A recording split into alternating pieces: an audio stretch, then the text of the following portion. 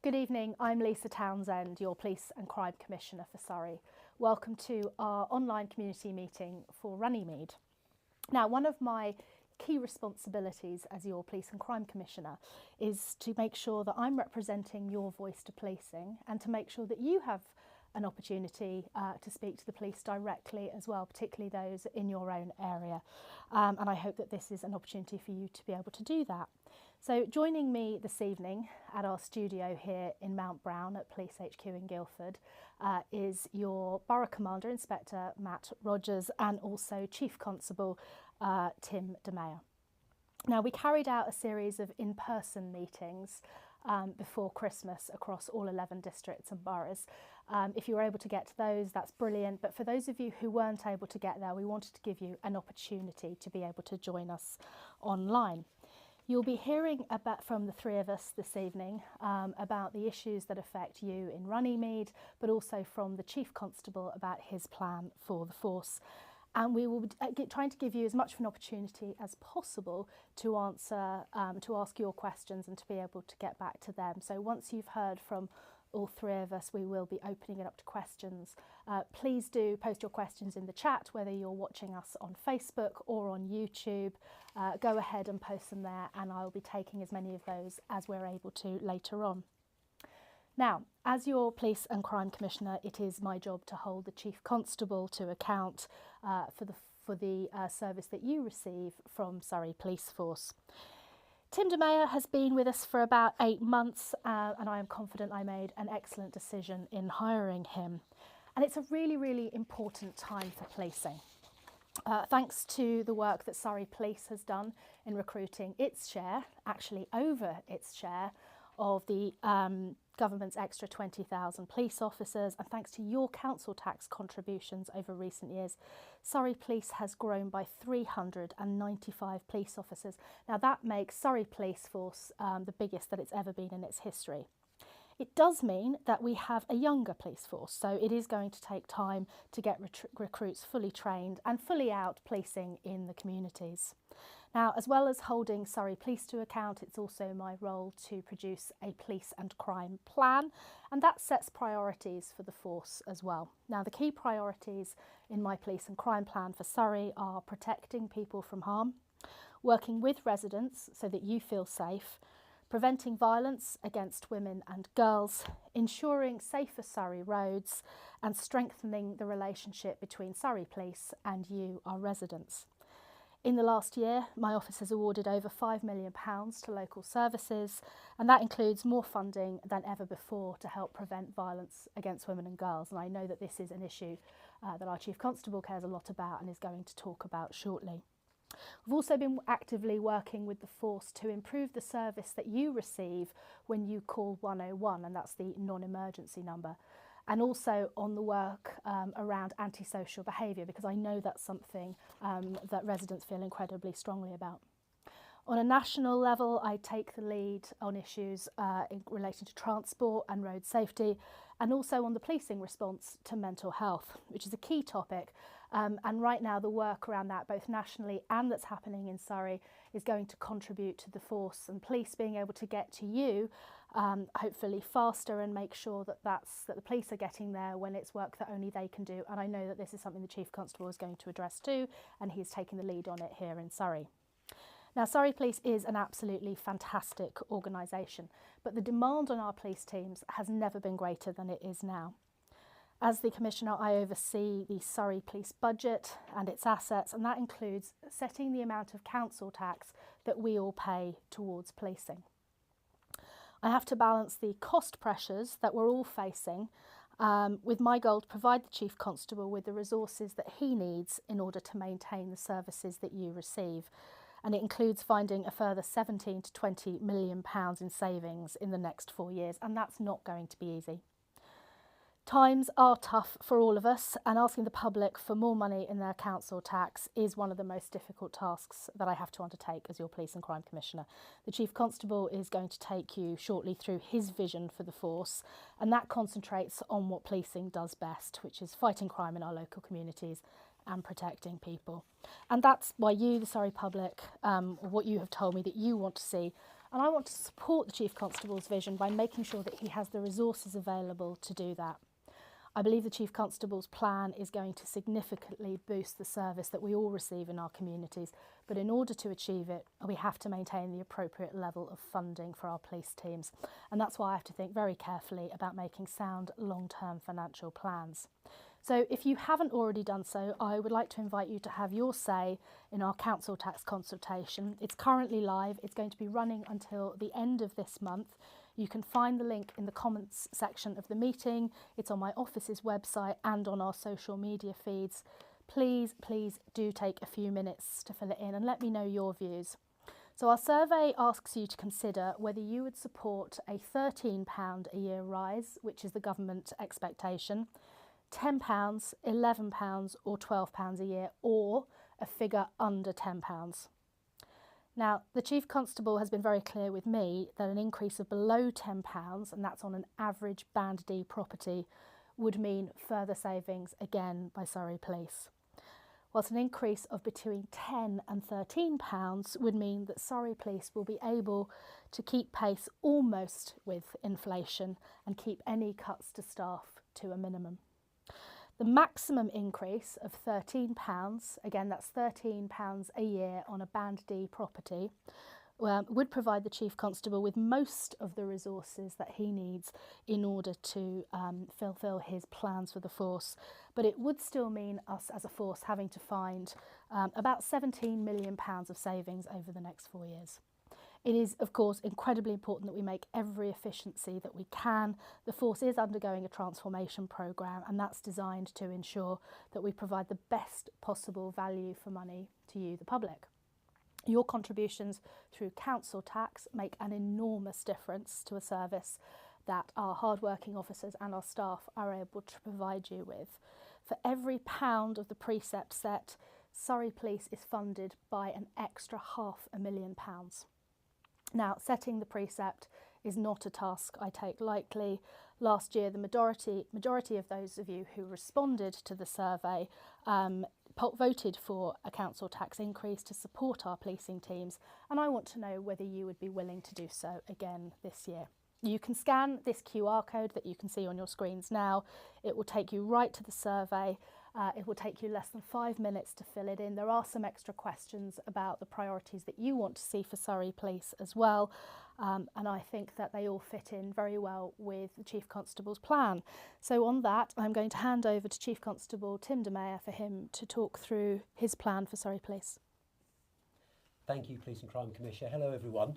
I'm going to talk to you briefly, as the PCC says, about our plan, which is very much about fighting crime and protecting people, striving to earn the trust and confidence of our communities and making sure that we are here for those who need us. And it has really 10 elements, so I'm going to talk about each of those bits and give some examples about what they mean. The first thing to mention is that Surrey has a really good track record in preventing crime and solving problems, working with our partners to do so. We've rightly, over the years, been given praise by the Inspectorate, which, whilst they might affect men and women, do, by some measure, disproportionately affect women. We're already seeing our rate of arrest for domestic abuse increase dramatically, and with that, the number of people who we're charging and bringing to justice.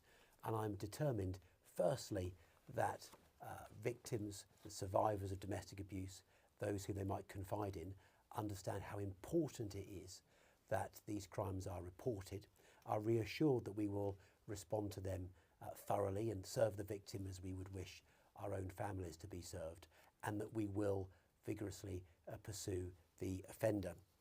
We also need to improve our response in relation to sexual offences and rape. Charge and conviction rates, the police and the CPS would acknowledge, are too low, and that means providing the most exemplary service to victims. It's a complicated set of crimes because very often there features some sort of digital material which we also have to look at, and often the victim is the only witness. So our care of that victim has to be absolutely superb, which is why we've invested heavily in specially trained officers whose responsibility is to care for and support the victims of sexual offences. We need to investigate crime thoroughly. Surrey Police does not currently enjoy a particularly healthy position when compared with other forces in terms of the number of people who we charge for criminal offences. We are seeing increases in the number of people charged, particularly for the crime of shoplifting, which is no trivial offence. It's not right that someone who works shifts in a local shop supporting a local community has to fear that they will witness crime in the course of their work. That's why we're making many more arrests in respect of shoplifting and seeing many more charges and people brought to justice. We need to pursue criminals relentlessly. Officers and staff understand that when a crime is reported to us, we are presented with an opportunity not only to protect that victim from that offender now, but also to protect future victims from the same offender. And that means following reasonable lines of inquiry which the public provide to us, whether it's the information and intelligence about the drug dealer, the doorbell footage of someone acting suspiciously, the named suspect who they think is responsible for antisocial behaviour. On our in-person talks, a lot of community representatives have complained about what I would refer to as general lawlessness, antisocial behaviour, shoplifting, open space, drug dealing.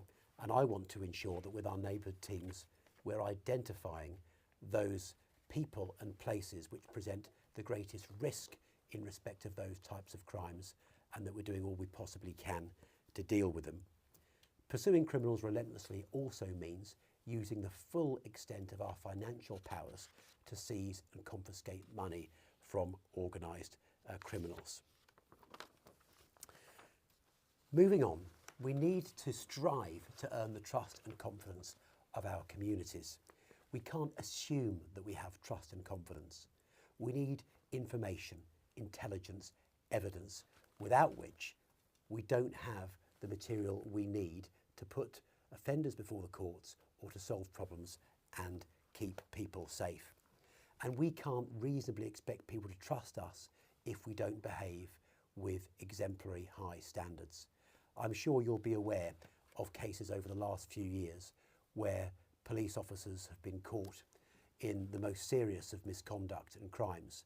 And whilst I'm not so complacent as to assume that we couldn't have those sorts of things in Surrey, please let me reassure you that there are very robust standards in respect of vetting, re-vetting, the investigation of complaints, and also the investigation of conduct allegations. And I hope the public would be reassured to know that most of the cases which are brought against officers are actually reported in the first place by their colleagues who feel confident enough to report against them. Surrey Police is determined to be an anti-misogynistic, anti-racist, anti-homophobic force where people positively stand up against those forms of bigotry.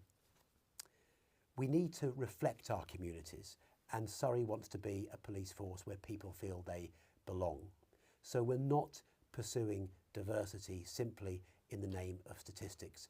It's because we know that to get the very best call handlers, community support officers, forensic specialists, technology specialists, investigators, we need to recruit from all sections of society where that talent might lie. And that's why we're really resolved to improve our rates of representation, which are improving both among people of colour and very dramatically among women, which is encouraging to see. We need to work productively and to spend public money wisely. I'm very clear with staff and officers that the money entrusted to us was at one point earned, and that might have been spent on someone or their family. Instead, it's come through to Surrey Police via central or local taxation. And it might have gone elsewhere to education or health, but that pound has been entrusted to us, and that means spending it to the greatest possible public value. So we need to manage our contracts, our IT, our processes, and all of those things which go on behind the scenes in order to ensure every last pound is being spent productively on fighting crime and, of course, on protecting people. We do need to save a lot of money over the next few years. Surrey Police is subject to the same economic pressure as any other organisation, in particular rising rates of interest and inflation.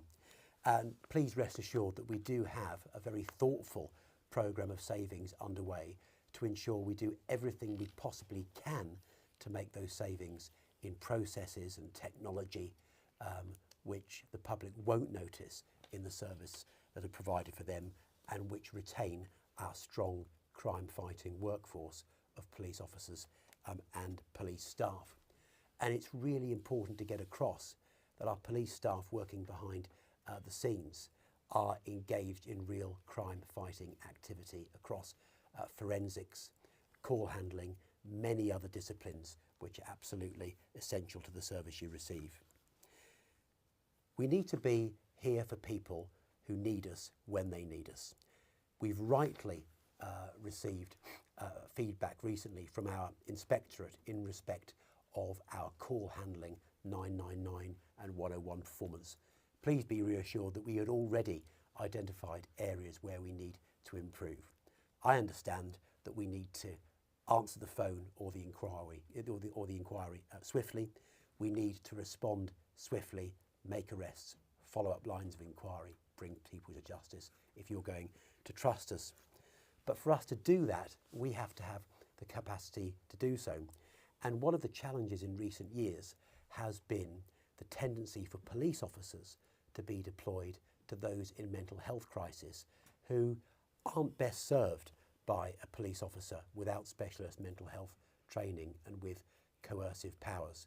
And that's why we're following the example of other forces such as Humberside and working closely with local partners to introduce the Right Care, Right Person scheme, which over the coming months and years will ensure that officers are attending fewer such cases and are free instead to deal with those cases which only the police can respond to, such as domestic abuse and burglary and other similarly serious crimes.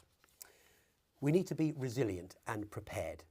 Surrey has lately done relatively well in respect of policing protest and major events such as the Epsom Derby. We can't be at all complacent about the challenges which modern major events present, and we need to ensure that we are prepared to help out other forces wherever we might be required elsewhere in the country, but also to respond to large events, to protest, and to those things which might threaten our business continuity and our cyber security and ability therefore to serve you. And finally, policing is a tough occupation for our staff and officers. They see things which most people would not see in a lifetime. They race to things which most would run from, and I think it's reasonable to say that they do things which many would not or perhaps could not do. And we need to look after them in order that they therefore can look after you. That means focusing on good diet, exercise, sleep, safety, driving standards, and protecting officers from unnecessary stress and risk to ensure that they're absolutely fit and healthy to put themselves in harm's way to serve you, which is why the very last of our missions focuses on the health, fitness and safety of officers. So that's all I have to say about our plan for now, and we'll hand on to Matt, who's going to talk about local matters. Thank you. First, I wanted to say Runnymede's got an amazing team that really does care about Runnymede. Based in the Addleston Civic Centre, we've got a team which myself, as an inspector, I'm going to be passing ways, and we'll have a new inspector starting imminently by the name of Ian Nash. He equally shares my love for Runnymede, so in safe hands. We've got two sergeants within the neighbourhood teams who are very experienced within the issues that you experience within Runnymede. They control and influence 8 police constables who are on a daily basis based in Addlestone, looking to resolve the main issues that you raised to us and that we see as a priority to help the local people within Runnymede. We don't do that by ourselves. We've got some amazing PCSOs. So when the officers are tied up and investigating crime and dealing with responding to crime, you've got PCSOs who are out present in the area, being visible, talking to their communities and reporting back to the wider police family sort of the issues that you're experiencing. Being based in the Civic Council offices gives us a real great opportunity to also speak to our colleagues through housing, through other departments within the council who can assist us in our goal to make Runnymede the safest borough. We've got licensing officers within the team who work hand in hand with ASB officers, so if we can see an issue with the premises, we can work quickly with the people within the building to make sure conditions are in place, to make sure any effects of those businesses are minimal to those living around them. We've got youth engagement officers. Their role is to work within the schools to look after some of the most vulnerable people within our society, to work with the teachers, work with other child services to make sure that any issues in regards to vulnerabilities or any exploitation that they are being looked after. You can then report back to the police and then we can use our powers to the fullest to make sure that any people that are exploiting our youngest members of society are being dealt with appropriately. We've got the wider use of the police families. We've got investigation teams who come over from Staines and based over in Runnymede to help us with our investigations, which includes, as I mentioned, the child exploitation team, which is a real key team to make sure we can look after the vulnerable children within Runnymede. And then we've got the specialist teams, including like specialist dog units, specialist traffic units, who can help keep our roads safe. An example being, if there's a burglary in the area, I think we all work together. So if there's a burglary that's happened in Runnymede, you might have your neighbourhood response team who might go to that initial grade 1 priority call. They'll link with our team and then we'll help gather that evidence. Then we'll link in, speaking to neighbours, make sure we capture that evidence so then we can build it together as a team to look to get those people involved prosecuted and dealt with to prevent them causing any harm to anyone else in the community. It links in with our priorities. We've mentioned burglary, but VORG is obviously another massive priority in the area. We've been doing extensive work with the schools, communities and vulnerable spots within the community to make sure that we can be present in an area where young girls, as we mentioned, get reassurance by seeing the police. They can report to ourselves any concerns they have, and any concerns highlighted by our educational partners can be passed across to ourselves. Burglaries is an area that we've mentioned in terms of there's some lovely properties within Runnymede that can attract people from outside the area who want to cause us harm. So we've increased our patrolling in the area to offer safety advice with our design out crime officers, and we'll continue to try and be in the areas to try and keep your properties safe and secure. In addition, we work with our casualty reduction team. You know, we don't want anyone to come and harm in the area but in Runnymede for any means, and we don't take it lightly that it's from a road casualty. So we work with our casualty reduction teams to highlight the areas where we can have a presence, reduce speeding offences and to offer greater protection. We've seen an increase of theft of motor vehicles, so we're working with the manufacturers, car manufacturers, as well as improving our responses and understanding of security procedures to help prevent cars from being taken. And as you expect from police, a lot of work to reduce any serious violence, and that's working with our licensing partners to find the areas where we can really reduce anyone coming to any harm, whether that's in a domestic setting or whether that's in a public setting. Going forward, we've got some exciting times. I've mentioned we've got a new inspector coming to the team. We're looking to have a new sergeant come to the team, which gives us new opportunities for fresh new ideas. We want to continue our efforts to protect the most vulnerable people in society. As we've mentioned, we want to take every opportunity we can to look to improve and to get more people through the court process and to be found with their consequence. It's a real, police get the initial call, but we kind of wanted to follow it all the way through to there's some consequence of someone's committing crime within Surrey. That needs a lot of work with ourselves, and a lot of work is ongoing in terms of our partners. So it's not all down to the police, but we're working and being a positive influence on our partners to get those people dealt with. And with that, we can look to reduce crime, improve our outcome, and most importantly, look after our victims. Excellent. Thank you very much, Matthew, and thank you also, Chief Constable. Please do continue to put your questions in the chat, whether you're watching us on Facebook or on YouTube. And I'm going to start with, excuse me, some questions. Borough Commander, you both talked a bit actually about criminal exploitation, particularly of young people, and you've also just talked about the importance of protecting the most vulnerable in our areas and in Runnymede, which I know is something that's really, really important. Now, we had a conversation at the event in November about criminal exploitation, specifically of young people. Could you tell us a little bit more about what a parent can expect from Surrey Police if they're worried about a family member or somebody that they know? Yes, certainly. And whilst there are other forms of exploitation, I think it might be useful to explain our services in respect of a crime type such as county lines. And county lines is a means of distributing drugs across the United Kingdom from seats of offending, often in our major cities, where young people are exploited to run drugs to villages and towns in counties such as Surrey, often using mobile technology as a means of aiding the supply.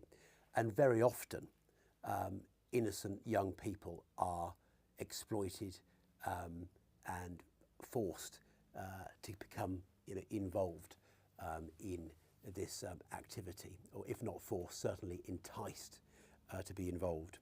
And it can be difficult and challenging for the police and partners to deal with these cases, because very often the young person who's been exploited is both themselves committing a serious offence, but they're also a victim of a serious crime too.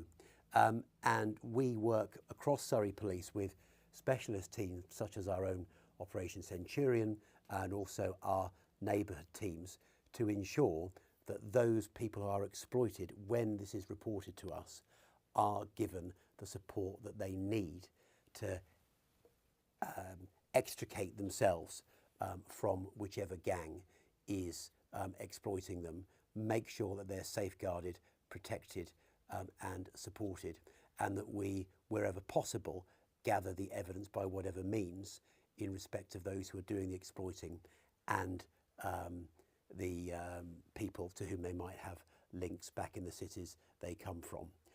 It's not straightforward, and there have been cases where it's taken us too long to achieve the result that we wanted, and it does depend on engagement from families and, of course, the young people concerned. But please rest assured, we do understand that this is a matter of some very dangerous people deliberately exploiting vulnerable people, and it's absolutely one of our priorities, therefore, to make sure that we are protecting people who are at risk in that way.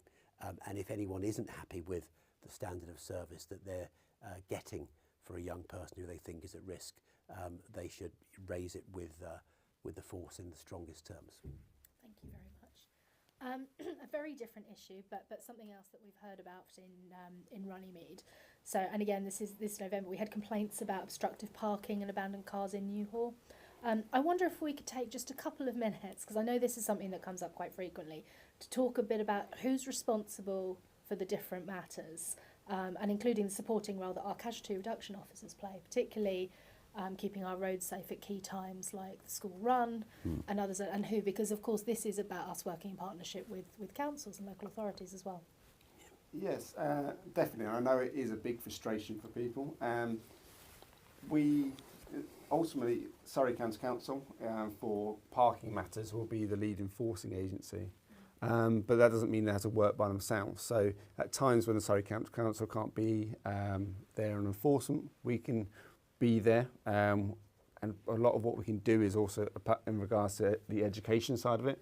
So we'll be there speaking to schools.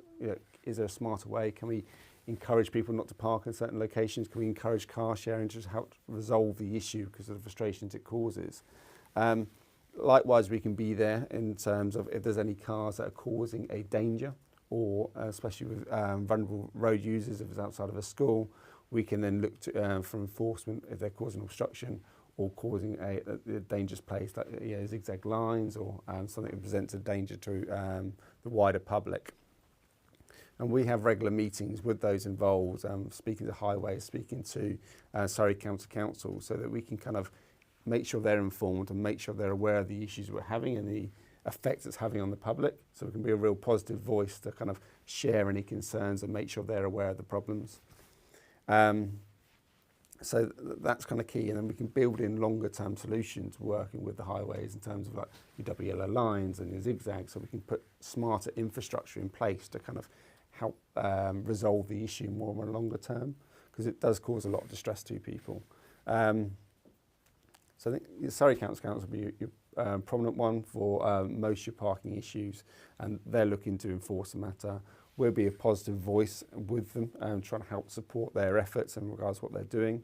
If it's causing particular issues or a particular event that's taking place, then we will look to help and assist with the management of that event in terms of traffic management.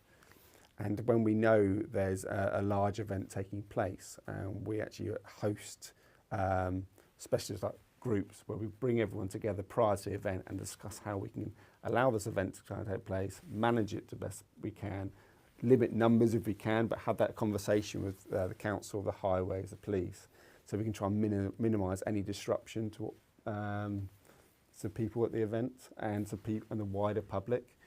So we play that balancing role between, there's an event happening, you don't want to be the people who just stop everything, but we also don't want it to have a large disruption on everyone else. Thank you, that's really helpful. You've both touched on burglary. An individual who was burgled last year said there was no follow-up from Surrey Police.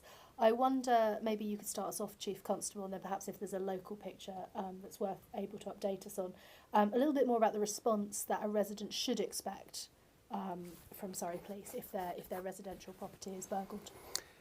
Yes, and I'm very sorry if there wasn't any follow-up, because I think what we need to do is distinguish from whether or not there are good lines of inquiry for us to follow, and the fact that even if there aren't, the victim of so serious and unsettling a crime such as burglary needs proper care and support and follow-up afterwards. So burglary, mercifully, is rarer than used to be the case. There is much less burglary than once there was, for various reasons, but that doesn't mean that when burglary happens that it's any less serious, nor that we should not redouble our efforts to try and get burglary lower still. So when someone reports a burglary, they should expect, and I'm confident will get, attendance from the police. There should be a thorough investigation to determine whether there are any lines of inquiry, and that could range from those acting suspiciously, potential forensic evidence, or increasingly doorbell footage from the property in question, or indeed adjacent properties. And there are many other lines of inquiry which I would expect my officers and staff investigators to look into, which might not be apparent to the person reporting the case. And we should then determine whether this is a repeat victim or whether the person is at risk of being victimised again, and whether there's any particular crime prevention advice which needs to be issued. So please rest assured that though rare, burglary is a crime which I understand we must take extremely seriously. We also do a lot which wouldn't be apparent to the public in respect of organised groups of burglars to use the full extent of our policing powers and tactics to identify and pursue those, and have had some considerable success over the last year or two in that regard. But I'm determined that we don't let up in targeting burglary. I don't know if there's anything you want to add, particularly Matt, from a neighbourhood point of view. I think with burglary, obviously we understand the importance it has. if my house is burgled, I'd want to see a police officer. And that's certainly what we do. And in cases where they've not been able to attend on at night or it's not been a recent burglary, then we review all burglaries on a daily basis. We make sure that we do sort of bring that to the attention of sort of Chief Inspector and my boss's kind of level, so each one gets reviewed on a daily basis. If there's a case we feel something's been missed, we will go back out to it, speak to neighbours, because I think now we've got real opportunities in terms of Ring doorbell, things that weren't present before. So we'd have attendance from the police, we want to speak to your neighbours, understand what CTV and what opportunities there are for us to bring these people to justice. And as Sir's mentioned, burglary can not necessarily be a local issue in terms of it can be people from across the southeast or from London. Likewise, we've got real good communication with our local boroughs and our local southeast forces, especially and the Met Police, to understand if there are people that present a risk to the local area, so we can kind of be ahead of the situation and make sure that, you know, Runnymede is not a place for them to come and visit to do their burglaries, and to make sure they're getting a strong presence from the police, whether it's our response teams, whether it's from your local neighbourhoods teams, or our proactive intel-based teams that make sure they get reception and realise that sort of activity is not acceptable within Surrey. Yeah, and it is also an area where there's an awful lot of information around how you can prevent yourself from being a victim of burglary, which you can find on the Surrey Police website, and it's definitely worth having a look at that as well. Tackling antisocial behaviour, something that comes up an awful lot in Runnymede and of course across the county. In past meetings we've talked about dispersal orders, we've talked about property closures as two of the ways that police can address specific problems. For those who are watching, could you explain a little bit more about these and how they work? Would you like to cover those, and I will talk about antisocial behaviour more generally? Yes, yeah. Of course. So in terms of dispersal orders, if we identify an area or a street or a locality where issues are being caused that's having real negative effects on the community around it, we can issue dispersal orders which put conditions on people to leave the area at a certain time. If they don't, then they can be committing further offences. So this is something that we work hand in hand with the council. It's not something that the police do by themselves. It brings the police and the council together in a joint effort against these issues that are causing local people problems. It gives us power to get the details for those responsible. It's something that we can advertise in advance as a deterrent to remove people from the area, and if they don't, then we can then look to reinforce it. We've had some real positive successes in areas within Runnymede where antisocial behaviours, you know, people have been gathering, it's been really causing a detrimental effect to the people locally. By putting these in place, it allows us to enforce it.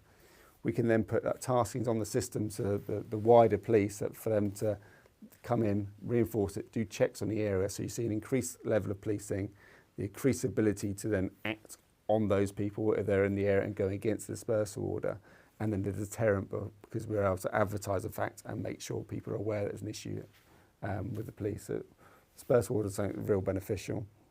In terms of closure orders, if we've got, say, an address where someone's using it for use of drugs, for example, it allows us to either fully close the property to stop people from going to that property at all, or put partial closure where only say that the resident can go there, you can't have anyone else coming there. So if you've got a neighbour that's causing you disruption because a large amount of people are frequenting to that address, we can put partial closure which restricts the amount of people going to that address.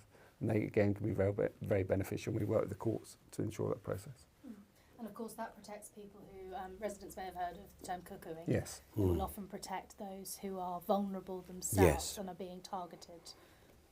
Which Yeah. is, In cuckooing, it's a real successful technique and something that we do use in terms of if someone's been exploited and they're using someone's address to sell drugs or to use drugs, one that has a knock-on effect to the wider community because no one wants that in their streets or their neighbours dealing drugs from the property. We've got responsibility to look after that vulnerable person and, you know, and to deal with the people who are then using those drugs to sell them elsewhere. So we use the powers from ourselves and through the council, civil powers as well as criminal powers to kind of put closures on the address and to prevent them from using that address for that purpose. Chief Constable? Yes, just on antisocial behaviour generally, Matt's explained very well those particular points. It's important to remember that antisocial behaviour can include some very serious crimes, criminal damage, harassment, for example, and it's really important that those are brought to our attention and dealt with as criminal offences where appropriate. We are going to be working across Surrey to identify the most chronic, the most persistent, the most resistant problems of antisocial behaviour, and be sure that we are held to account with partners for addressing those, because we don't underestimate for a moment just what a bad effect that can have on communities. Great. You've got about 10 minutes to submit any more questions on Facebook and YouTube.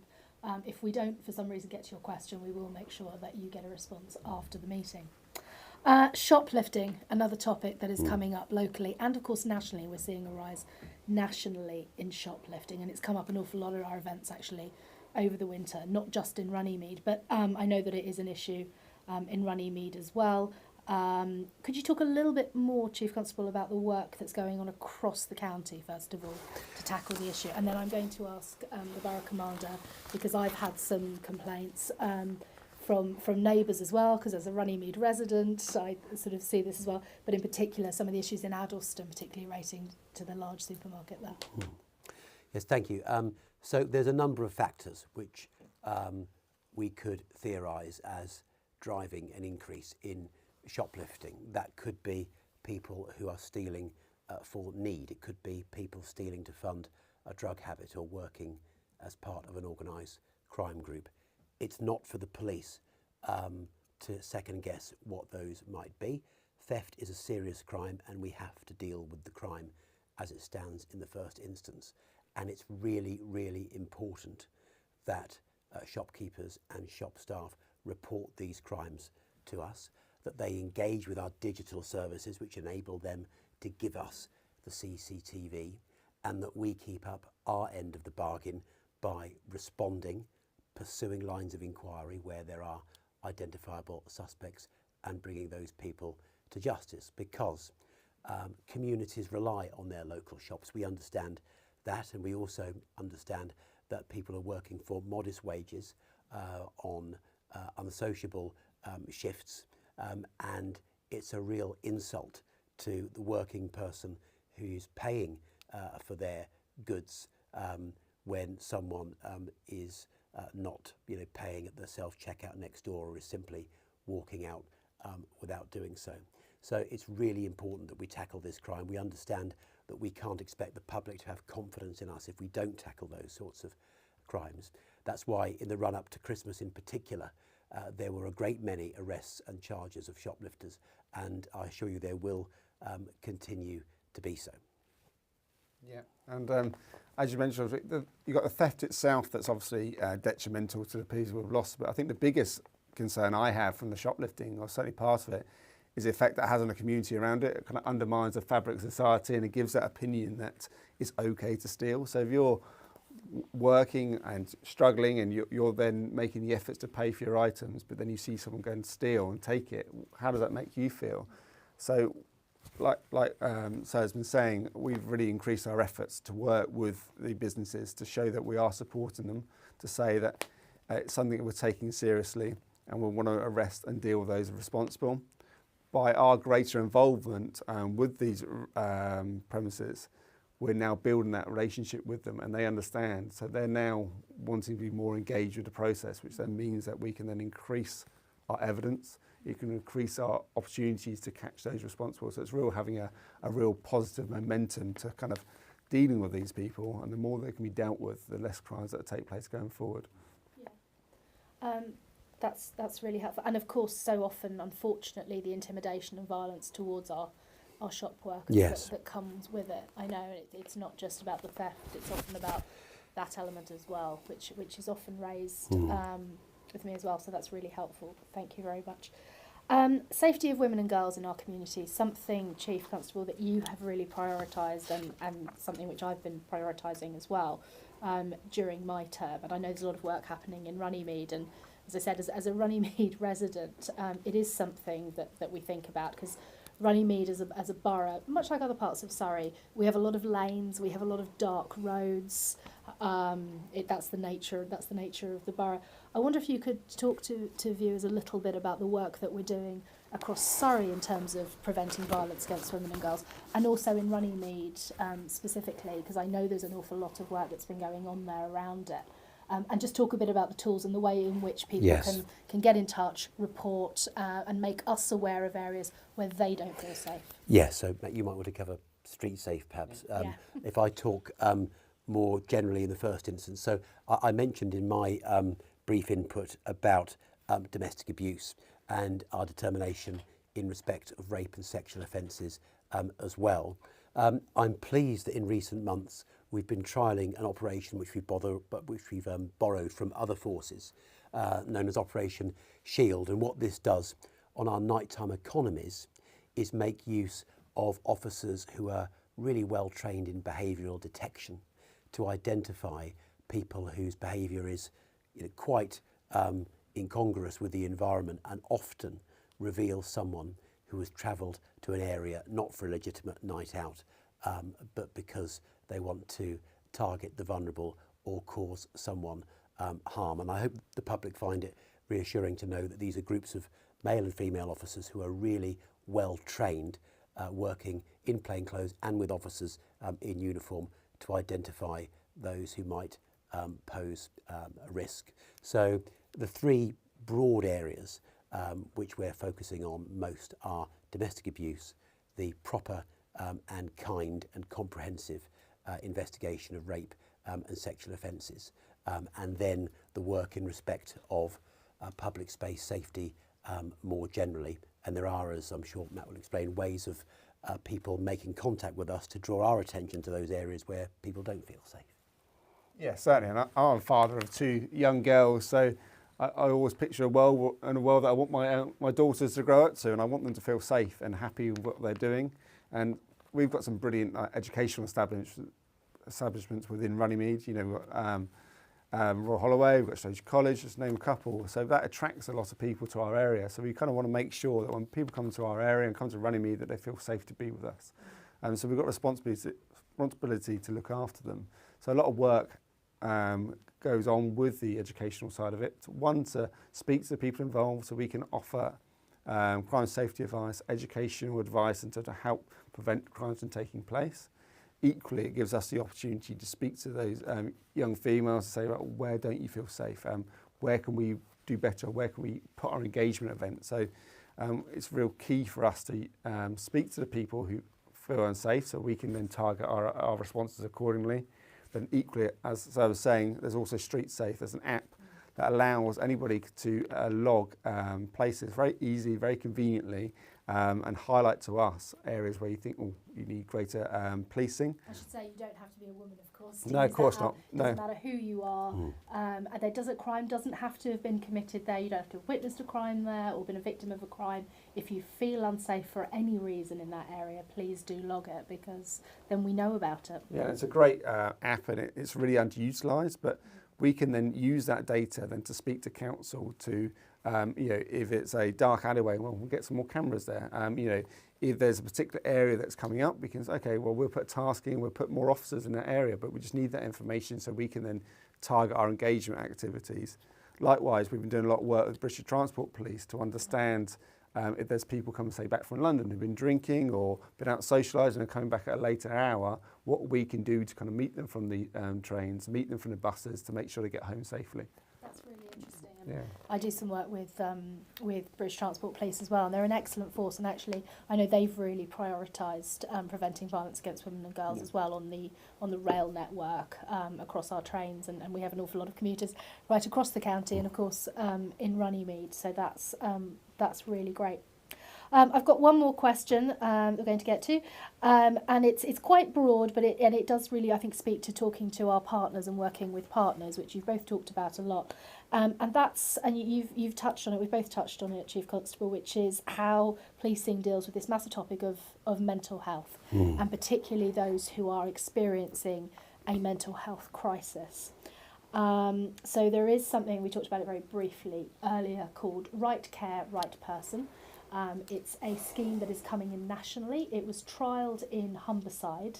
Humberside Force, who were experiencing a lot of this, came up with a way of working very, very closely with partners across local government, across healthcare, across the ambulance service and across mental health charities to ensure that those who are experiencing a mental health crisis are getting the right care from the right person. And so often, as the Chief Constable said, that will not be a police officer. So the model is designed to absolutely ensure that the person who is experiencing the crisis is getting the right support. There's been an awful lot in the press about it, not all of it very helpful. And I wonder, Chief Constable, if you could talk a little bit about how it's going to work specifically in Surrey, the work that we've been doing, and maybe just give a bit of reassurance that those in need are going to receive the help, whether that's from policing or somebody else.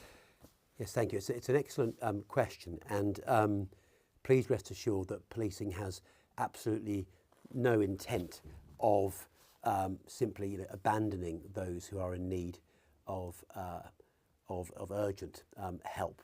And indeed, the police are obliged to respond where there is a real and immediate risk posed to someone's life. It has perhaps been the case over a number of years that we've responded to a number of cases which didn't fit those strict criteria, and which ideally really were best for another agency with the appropriate expertise. And of course, while a police officer is responding to those cases and dealing with someone who they might not have the expertise to care for, that police officer is not responding to the 999 call about the burglary, the domestic abuse, or some other such serious crime. But rather than say we're simply going to stop going, we've worked together with partners in mental health, in the local authority, the ambulance service, and other crucial colleagues to come up with a scheme which will ensure that the police steadily withdraw from the lower risk cases that we were responding to, and work together with partners to ensure that our response to those in mental health crisis is properly informed, and that in the longer term there is also the resource there from other agencies to make sure people get the service they need. But I think we're doing so in a responsible way, which will ensure both that there is the right care for the person in need and that we're there to deal with the very serious matters that only we can deal with elsewhere. Thank you. I'm going to get to one more question which has come from, I think it's Chibi on YouTube. And they say, we have had a long-term problem with antisocial behaviour from students of Royal Holloway in Egham and Englefield Green, which Surrey Police have told us they are tackling for more than 12 years. When Inspector Wyatt came into post over 2 years ago, he said that Surrey Police would be making long-term plans to tackle antisocial behaviour using problem-solving experts. Does Surrey Police now have a long-term plan to tackle this particular issue? And I wonder if we are going to end on this question, because we are nearly at time. Chief Constable, you just talk. I know you spoke a little bit during your opening about it, so about antisocial behaviour, and then I wonder, Borough Commander, whether you could speak just very briefly about Royal Holloway and the work that I know you and your team are doing there.